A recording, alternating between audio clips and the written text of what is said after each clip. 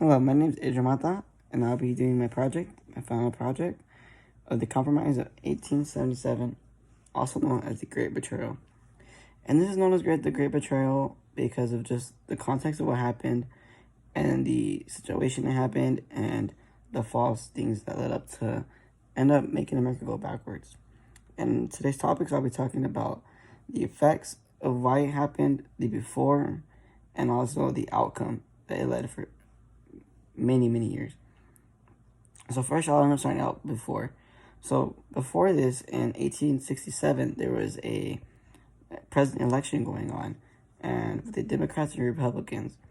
But the thing is, the Democrats were, and the Republicans made a deal with the President Haynes that if he needed 3 more states to win, because he was losing, and the other president needed 1. So this ended up of Haynes making a deal saying, let me win, and I will give you, and that's when they made the deal. So that's what happened beforehand. And we ended up finding out the deals until later on. But that's how this compromise happened. So the now part of it would be the Great Betrayal of the 1877. So this would end up leading to the, there was, from the Civil War, there was still the North, the Union, still in the South, protecting the slaves and still having control. The deal was they take the troops out of the South back to the North, and this will lead another enslavement of millions of American citizens for another plus 60 years because there was no Union to back them up. So this will lead to slavery again, basically. So basically, the Constitution was useless. It also would lead to slaves having to try to go back to the North to get freedom, and they couldn't. And also a big thing is the South wanted an institution. They wanted like some type of railroads and stuff like that. And this never happened either. So basically, the South got slaves back, but they didn't get the railroads back.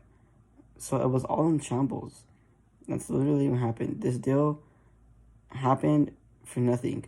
It literally brought America back more than it should have. If this deal never happened, slavery probably wouldn't have lasted as long. The South would have not had a problem with railroads because the North could have helped them out easier. And the effects.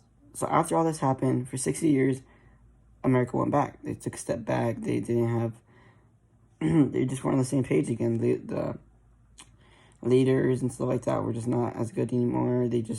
Not as good to explain, was just like, they were taking a step back to the wrong direction than what America was striving to. And it just took it back. It took slavery back. It took the culture back, civilization back. It's basically put in pause when they could have made things. Yes, the Union was in the South, but just because of that, doesn't mean America couldn't have became great again. Or not great again, but move forward into the future. You know what I mean? If that makes sense. I hope I explained that right. Also, with Haynes being in office, no one really questioned it because they thought it was fair and square, when really the election was rigged. So this was one of the cases where the popular vote didn't matter and stuff like that, and that's how Haynes won. The popular vote didn't matter. In conclusion, the Great Compromise just ended up being the Democrats and Republicans making a deal that just didn't end up happening. Both parties were not very, it really only got Haynes into the office, and other than that, I think good really came out of the Great Compromise, the Compromise of 1877.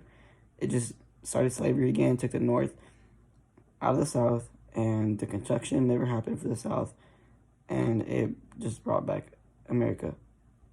Thank you.